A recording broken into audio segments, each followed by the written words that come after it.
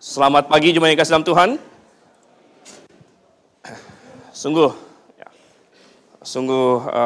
indah puji-pujian yang kita nyanyikan.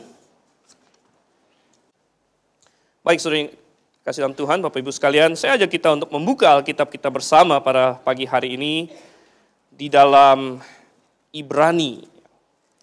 Jadi kita akan melanjutkan pembelajaran kita. Saya sendiri sudah lupa kapan kita mulai di Ibrani pasal 1, mungkin tahun 2015 atau bahkan mungkin 2014 ya. Tapi kita sudah sampai di Ibrani pasal yang ke-12. Dan kita ingin melihat sekarang ayat 4 sampai dengan ayat yang ke-11. Ibrani pasalnya yang ke-12, ayat 4 sampai ayat 11. Kalau sudah mendapatkan, kita akan baca silih berganti. Saya mulai ayat 4, Jumat ayat 5, demikian hingga ayat yang ke-11. Demikian firman Tuhan. Dalam pergumulan kamu melawan dosa, kamu belum sampai mencucurkan darah.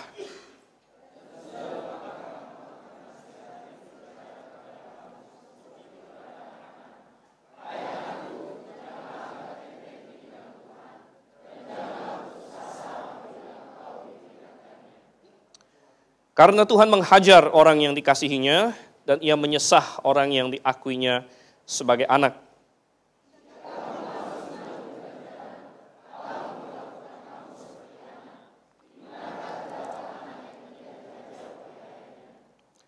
Tetapi jikalau kamu bebas dari ganjaran yang harus diderita setiap orang, maka kamu bukanlah anak, tetapi anak-anak gampang.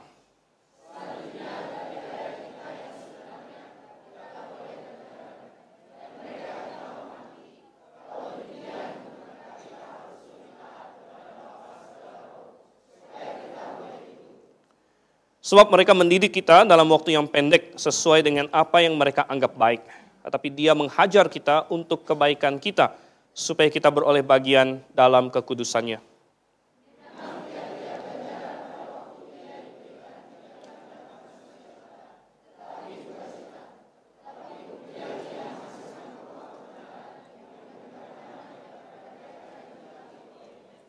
Mari kita berdoa.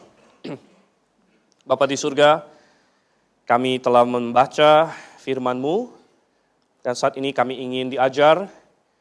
Kami meminta Roh Kudus yang menerangi hati dan pikiran kami, supaya apa yang Engkau maksudkan, apa yang Engkau ingin tekankan, dapat kami tangkap, kami pahami, dan menetap dalam hati kami, sehingga kami lakukan. Sekali lagi Tuhan, kami tidak mampu untuk memahaminya hanya dengan diri kami sendiri, tetapi dengan pertolongan-Mu lah, kami yakin bahwa firman-Mu bermanfaat bagi kami. Kami berdoa Tuhan, kami mohon dalam nama Yesus Kristus. Amin. Bapak Ibu saudara yang kasih dalam Tuhan, ya, kitab Ibrani penuh dengan pengajaran yang indah-indah, tidak terlepas dari perikop yang baru saja kita baca ini. Dan kalau kita ingat, sebelumnya kali terakhir kita melihat kitab Ibrani, kita membahas ayat 1 sampai ayat 3. Dan di ayat 1 sampai ayat 3, Paulus sebagai penulis kitab Ibrani berbicara mengenai perlombaan yang diwajibkan bagi kita semua. Perlombaan yang diwajibkan. Jadi ini semua yang harus diketahui oleh orang percaya. Kemudian dari ayat 4 sampai ayat 11 yang kita baca tadi, Paulus berlanjut untuk membahas satu topik yang juga dialami oleh semua orang percaya, yaitu tentang penderitaan dan disiplin. Penderitaan dan disiplin, ini adalah topik yang dibahas oleh Paulus dari ayat 4 sampai ayat 11. Dan saudara yang kasih Tuhan, ada beberapa hal yang akan kita bahas. Yang pertama, saudara yang kasih Tuhan, Paulus atau penulis Ibrani mengajar kita untuk memiliki perspektif yang benar dalam derita. Perspektif tentang derita. Itu kita lihat di ayat yang keempat, saudara yang kasih Tuhan. Dalam pergumulan kamu melawan dosa, kamu belum sampai mencucurkan darah. Demikian kata Paulus. Kita harus ingat sedikit background, latar belakang dari kitab Ibrani. Kitab Ibrani ditulis Paulus kepada orang-orang Yahudi yang sudah percaya Yesus, tetapi dalam kehidupan mereka selanjutnya, mereka mengalami kesusahan, mereka mengalami pencobaan, mereka mengalami penderitaan yang membuat mereka berpikir, Jangan-jangan kita harus kembali lagi. Lebih enak dulu sebagai orang Yahudi dan mereka tergoda untuk meninggalkan Kristus. Sehingga salah satu ajakan dalam kitab Ibrani adalah jangan meninggalkan iman. Tetap berpaut kepada Yesus Kristus. Dan dengan berbagai argumen dan dengan berbagai persuasi, Paulus berusaha untuk meyakinkan orang-orang Yahudi ini, Kristus lebih baik. Yesus lebih baik. Dan saudara yang kasih Tuhan, termasuk di ayat yang keempat ini, Paulus ingin mengajarkan, memang kamu saat ini mungkin menderita. Mungkin ada di antara kalian yang mengalami kesusahan. Ada yang mengalami sakit mungkin, atau penganiayaan bahkan.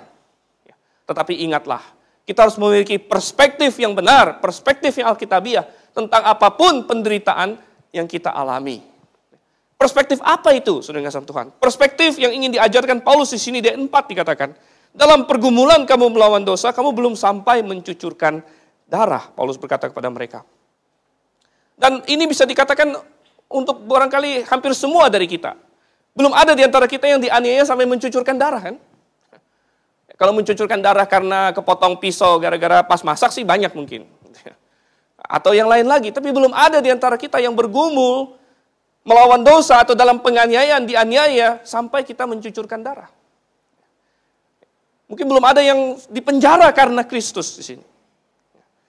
Tapi Paulus berkata di sini, apa yang ingin dia tekankan? Yang dia ingin tekankan minimal ada dua hal, yaitu bahwa penderitaan yang kita alami adalah penderitaan yang masih bisa kita tanggung sebenarnya.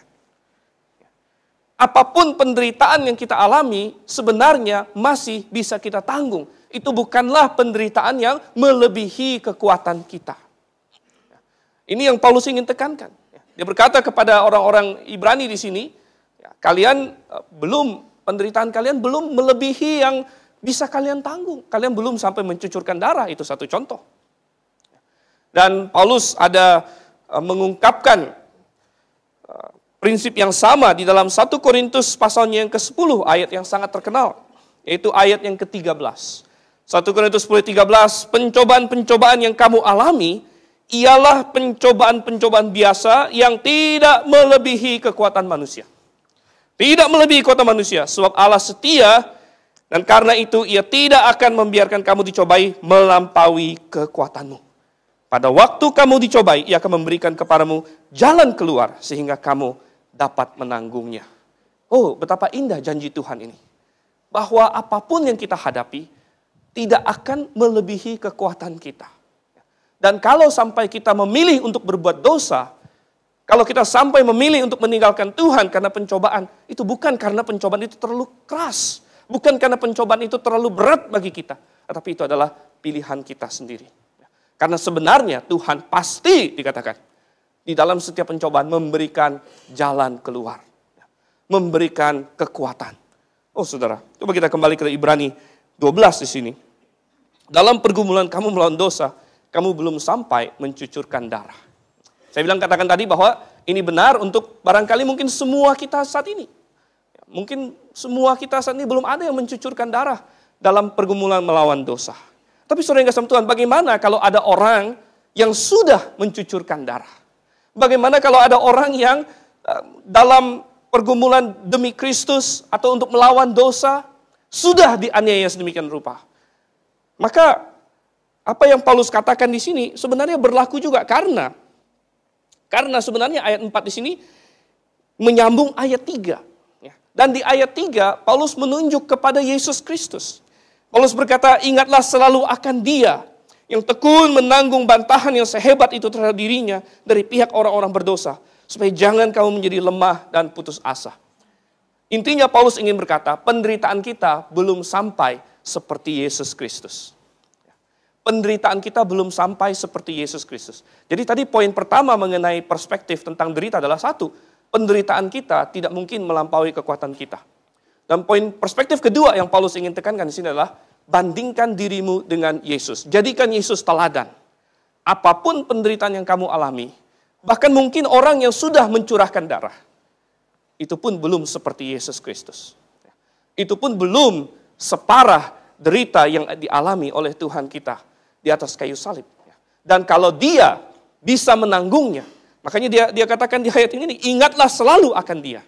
Ingatlah selalu akan Dia yang menderita sedemikian hebat, namun ya, Dia tidak menjadi lemah.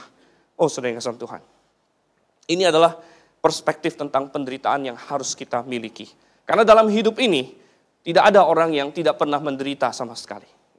Hidup manusia, ya, ada sukacita, ada duka cita. Ada senang, ada derita. Dan bagaimana kita menghadapi masa-masa sulit dan penderitaan itu, ya, itu juga lah yang mendefinisikan iman kita, saudara. Tetapi saudara yang kasih Tuhan, lalu Paulus melanjutkan lagi, dari ayat 5 sampai ayat yang ke-11. Kalau tadi kita berkata bahwa ada perspektif tentang derita, maka kita melihat dari ayat 5 sampai ayat 11 berbicara mengenai disiplin. Disiplin. Jadi Paulus ingin mengatakan bahwa kadang-kadang penderitaan Tuhan pakai untuk menjadi pendisiplinan bagi kita. Oleh karena itu kita masuk ke poin yang kedua. Poin kedua kita adalah prinsip dalam disiplin. Jadi poin pertama tadi perspektif tentang derita. Poin kedua prinsip dalam disiplin.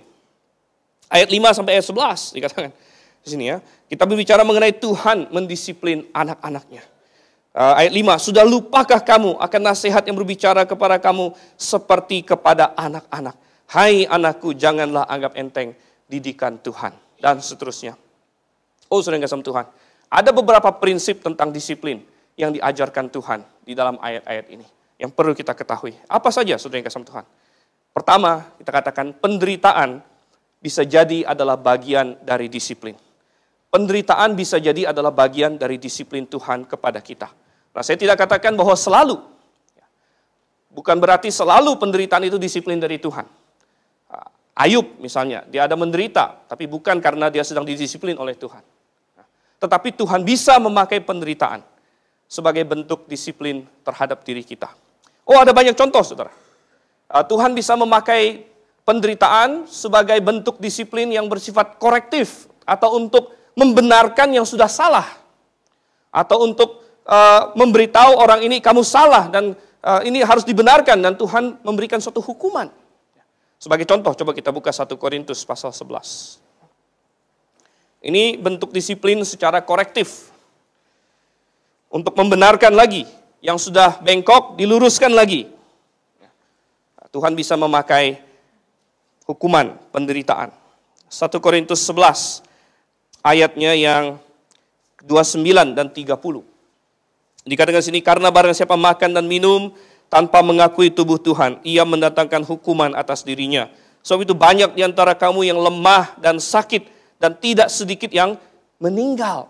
Wow, rupanya jemaat Korintus ada yang tidak beres dalam hal perjamuan Tuhan. Mereka anggap perjamuan Tuhan itu main-main. Mereka perjamuan Tuhan malah makan, minum, ya, malah dijadikan pesta pora. Dan melupakan bahwa ini sebenarnya adalah untuk mengingat akan Tuhan. Dan Tuhan bilang, aku akan hukum kalian. Akan hukum kalian. Dan hukumannya katanya ada yang menjadi lemah, ada yang menjadi sakit, bahkan ada yang meninggal. Ini adalah salah satu bentuk di mana Tuhan mendisiplin secara korektif. Tetapi Tuhan juga bisa memakai penderitaan sebagai bentuk disiplin yang preventif, saudara. Preventif untuk menghindarkan kita dari berbuat dosa. Coba kita lihat di dalam 2 Korintus 12 ayat 7. 2 Korintus 12 ayat 7. Dan supaya aku jangan meninggikan diri karena penyataan-penyataan yang luar biasa itu, maka aku diberi suatu duri di dalam dagingku. Itu seorang utusan iblis untuk menggocoh aku supaya aku jangan meninggikan diri. Paulus Tuhan izinkan untuk menderita. Kita tidak tahu persis penderitaannya apa. Dia hanya sebut itu duri dalam daging. Ya, sepertinya kalau dari surat-surat yang lain mungkin ada hubungan dengan matanya yang mungkin sakit atau rabun. Ya, tapi ada duri dalam daging, dalam diri Paulus. Kenapa? Tuhan dan Paulus sendiri tahu. Dia bilang ini supaya aku tidak menyombongkan diri. Jadi ini bentuk disiplin yang preventif, saudara. Menghindarkan dia dari berbuat dosa. Jadi Tuhan bisa memakai penderitaan sebagai alat disiplin bagi kita. Coba kita kembali ke dalam Ibrani pasalnya yang ke-12. Kita belajar lagi prinsip dalam disiplin. Ada beberapa prinsip yang diajarkan di sini. Prinsip pertama tadi bahwa penderitaan bisa jadi adalah bagian dari disiplin. Prinsip kedua yang diajarkan tentang disiplin, bahwa disiplin adalah bukti, pendisiplinan dari Tuhan adalah bukti bahwa kita adalah anaknya. Pendisiplinan dari Tuhan bukanlah sesuatu yang jelek, bukanlah sesuatu yang harusnya membuat kita tawar hati, tetapi membuat kita justru sadar bahwa kita ini anaknya. Pendisiplinan membuktikan kita adalah anak Tuhan.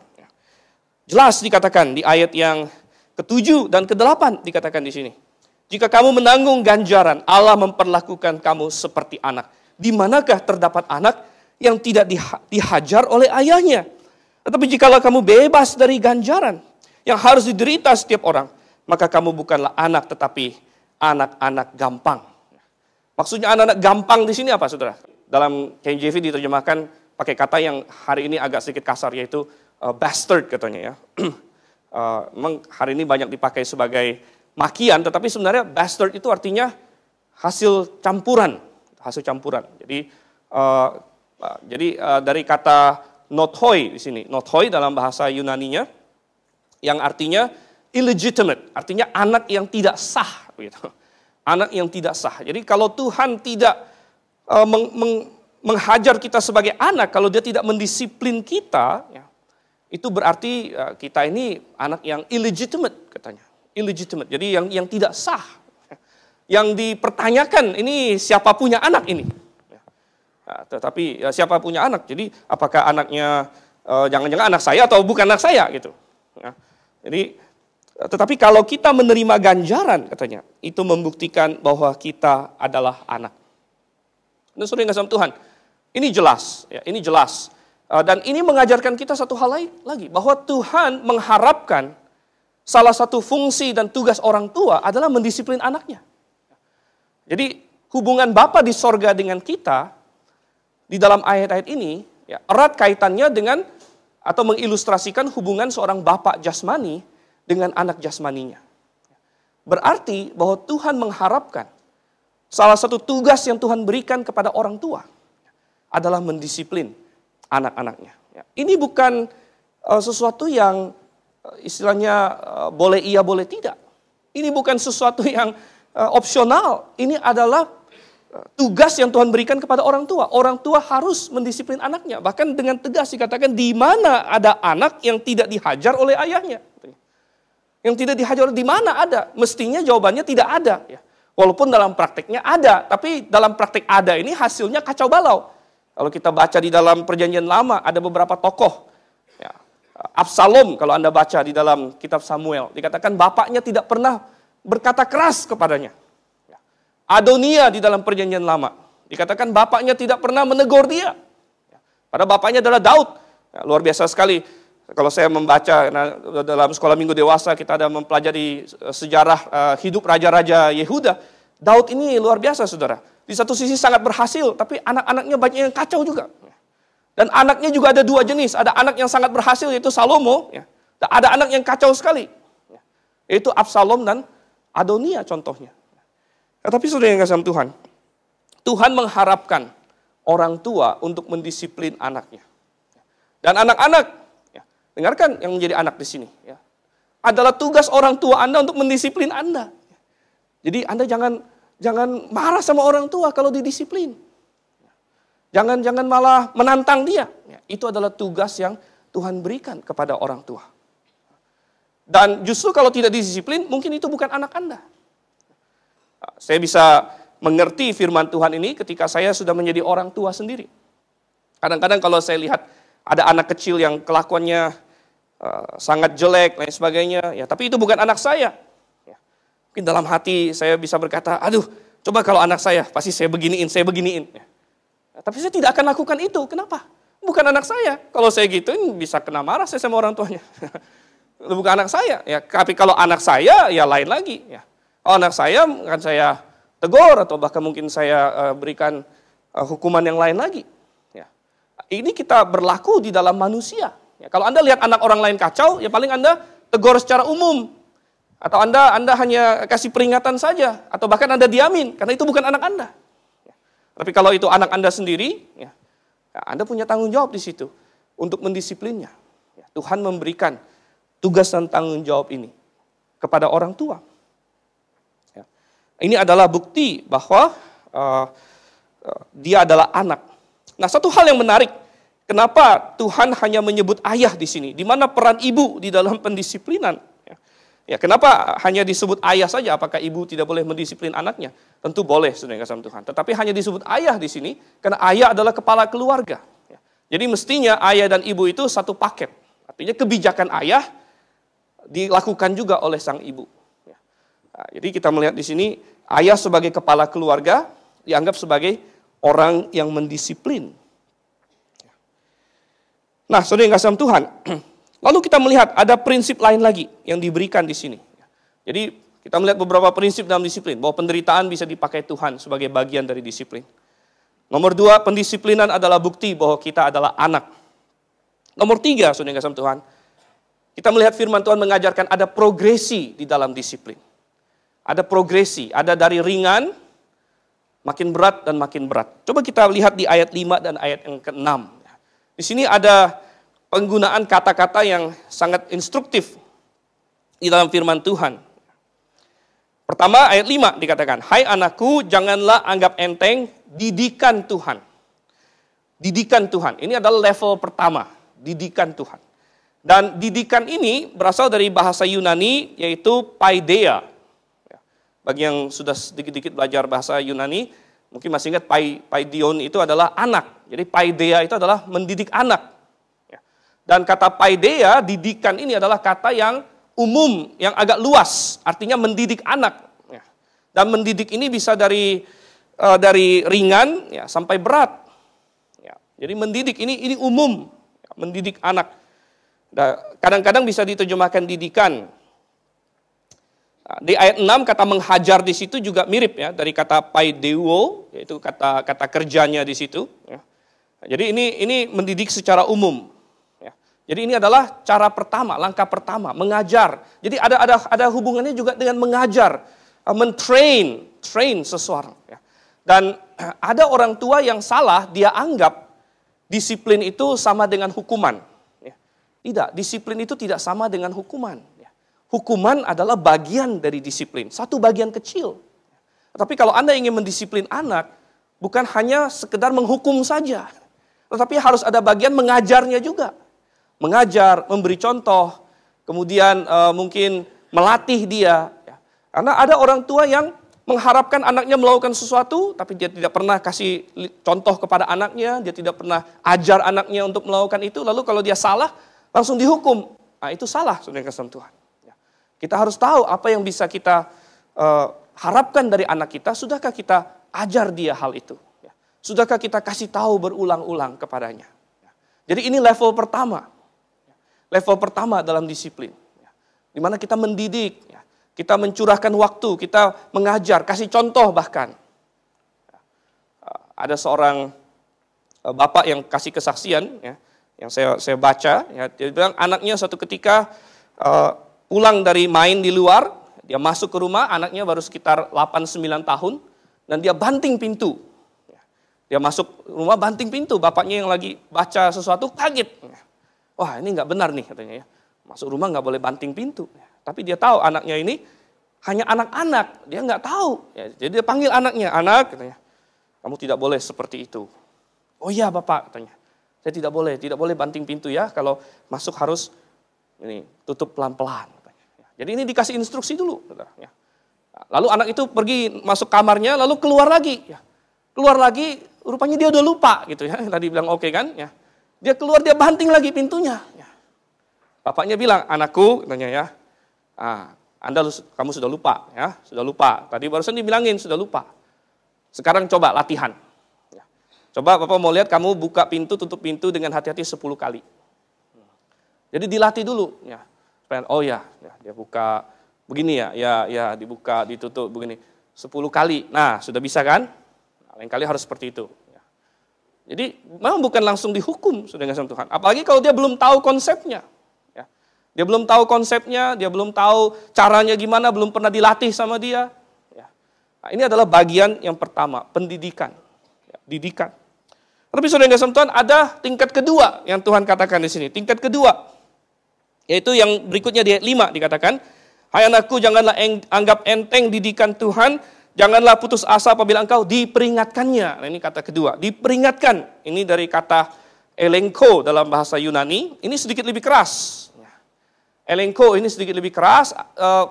Konotasinya adalah suatu teguran. Suatu teguran, ya, suatu hukuman mungkin. Ya, tapi diperingatkannya katanya di sini. Ya. Nah, jadi kalau seorang anak ya sudah diajar, kita sudah kasih tahu dia harus bagaimana, dan dia tetap tidak mau lakukan, ya kita harus masuk ke langkah selanjutnya. Harus ada peneguran. Ditegur di sini. Jadi sedikit lebih keras, mungkin kasih konsekuensi. Tapi saudara yang kasih Tuhan, ada langkah ketiga di sini. Angka ketiga. Ya. Yaitu di ayat yang ke-6. Karena Tuhan menghajar orang yang dikasihinya dan ia menyesah orang yang diakuinya sebagai anak. Perhatikan kata menyesah di sini. Kata menyesah di sini, ini dalam bahasa Yunaninya adalah mastigoo. Mastigoo itu intinya seperti dicambuk, saudara yang kasih Tuhan.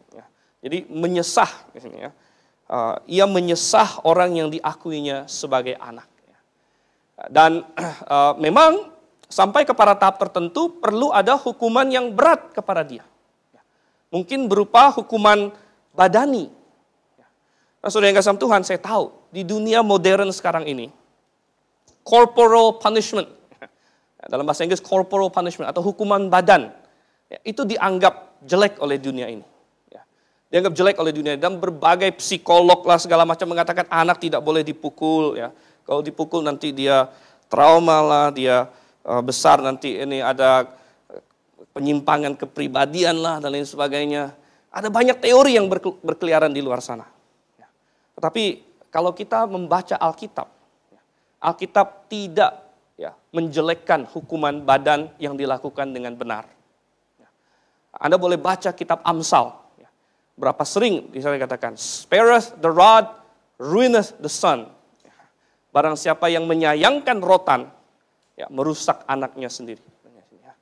Dan saudara yang kasih Tuhan, kenapa lalu bisa ada studi-studi seperti itu psikolog-psikolog? Ya sama dengan psikolog-psikolog sekarang yang berkata gay itu nggak apa-apa. Ya. Gay itu dari lahir orang sudah jadi gay, ya. Sama saudara yang kasih Tuhan. Ya. Ya, kita tidak bisa menerima itu karena firman Tuhan. Dari firman Tuhan saya tahu bahwa tidak ada orang yang lahir gay.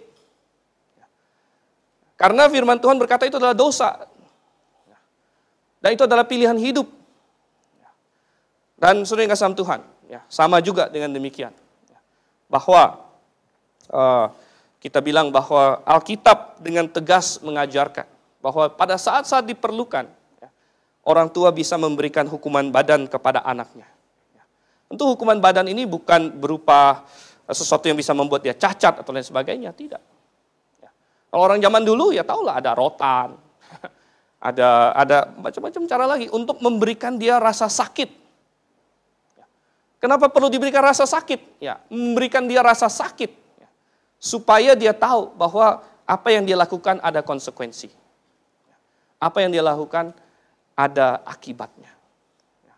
Nah, hari ini banyak orang tua ya termakan oleh semacam ini ya tentu pandangan-pandangan modern ya, bahwa orang tua itu ya akhirnya bukan menjadi orang tua lagi tapi menjadi sekedar teman dengan anaknya.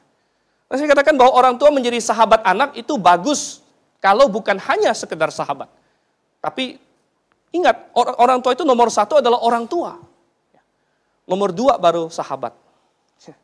Jadi nomor 1 dia menjadi orang tua dulu. Dia punya tugas dan tanggung jawab yang diembankan Tuhan kepadanya. Bahwa kamu ini adalah orang tua. Dan kamu punya suatu kuasa yang besar atas anak yang Tuhan percayakan kepadamu. Engkau harus membesarkan dia dengan baik. Dan memang dalam menjadi orang tua, salah satu aspeknya adalah menjadi sahabat bagi anak. Itu salah satu aspek saja. Tetapi ada orang tua yang hanya pengen jadi sahabat saja dengan anaknya. Tapi tidak mau menjalankan aspek-aspek yang lebih berat, ya seperti mendisiplin, menghukum kalau perlu, dan lain sebagainya. Nah, ini harus seimbang. Jadi kita melihat ada progresi di dalam pendisiplinan. Memang, ya. Alkitab katakan bahwa bapak-bapak janganlah membuat hati anakmu ya menjadi pahit gitu ya. Janganlah bangkitkan amarah dalam hati anakmu. bagaimana disiplin bisa membangkitkan, bisa membuat anak jadi tidak beres kalau disiplin itu dilakukan dengan tidak benar. Kalau hukuman diberikan dengan tidak benar, misalnya anak tidak tahu kenapa dia dihukum. Tiba-tiba main hukum. Tidak dijelaskan di mana salahnya dia. Nah, ini bisa membuat anak menjadi bingung, loh kenapa saya tiba-tiba dihukum. Tidak jelas kesalahannya apa. Atau mungkin orang tua yang tidak konsisten dalam menjalankan hukuman. Ada saudaranya seperti itu tidak dihukum. Dia dihukum. Atau kadang berbuat begini dihukum, kadang berbuat begini tidak dihukum. Sehingga anak menjadi bingung, kenapa bisa begini. Tetapi kalau kita menjalankan hukuman secara alkitabiah, secara konsisten, dengan penjelasan yang baik, dan untuk motivasi yang benar, yaitu bukan melampiaskan amarah kita, tetapi ingin anak itu berada di jalan yang lurus. Maka ini adalah hal yang sangat baik. Hal yang sangat baik. Saudara yang kasih Tuhan. Ya, misalnya ya, sampai tahap terakhir apa? Tahap terakhir ya, mungkin Tuhan bisa panggil pulang. Seperti orang-orang Korintus. Tuhan panggil pulang dia.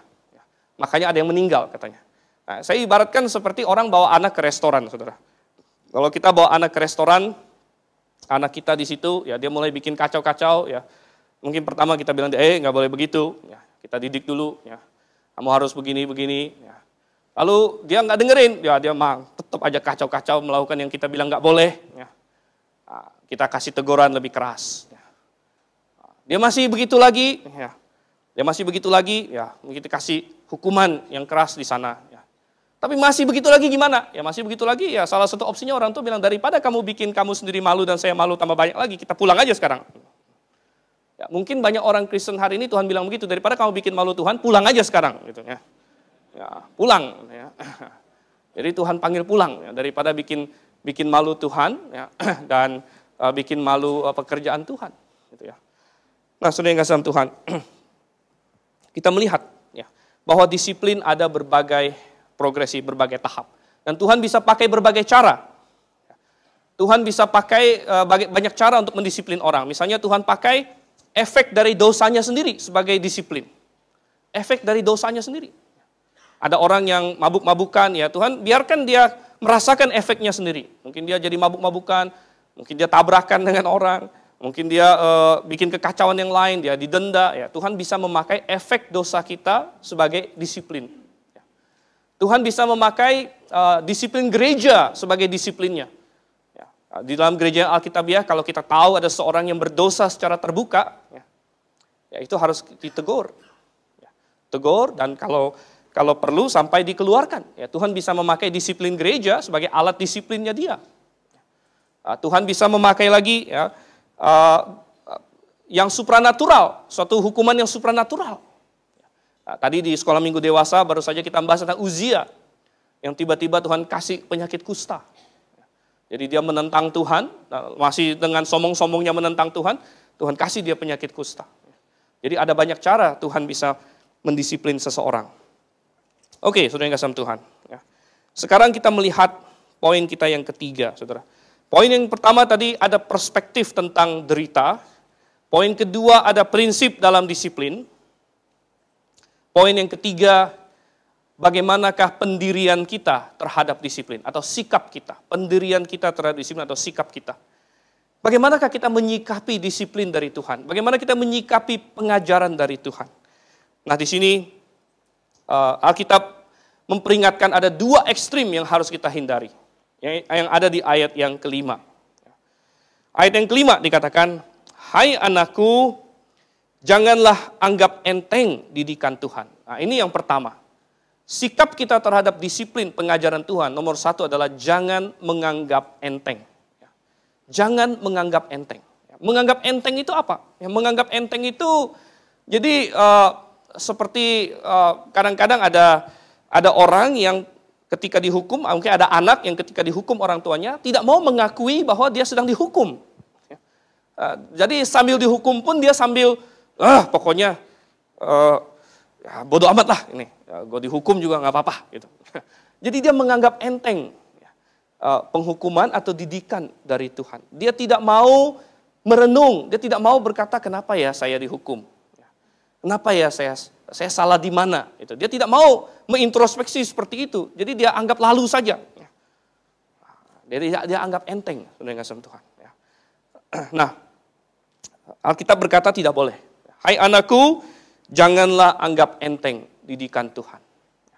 Dan ketika Tuhan mau mengajar kita dalam berbagai tahap tadi, apakah masih dalam tahap didikan?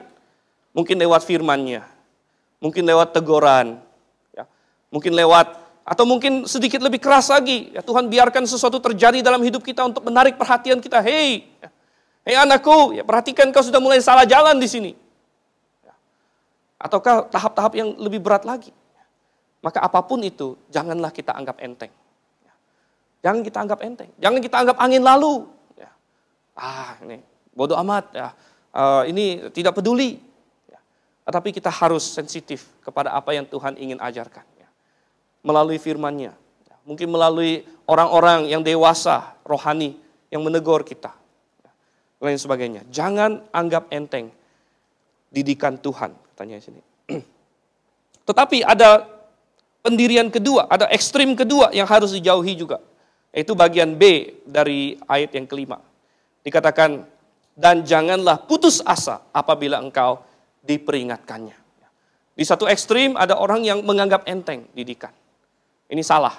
Tetapi di ekstrim yang lain ada orang yang putus asa ketika dihukum oleh Tuhan. Ketika diperingatkan oleh Tuhan. Nah ini juga salah. Ingat bahwa hukuman Tuhan, kalaupun ada hukuman, didikan Tuhan kalau dia mendidik kita, itu tidak pernah untuk kejelekan kita. Itu tidak pernah untuk menghancurkan kita.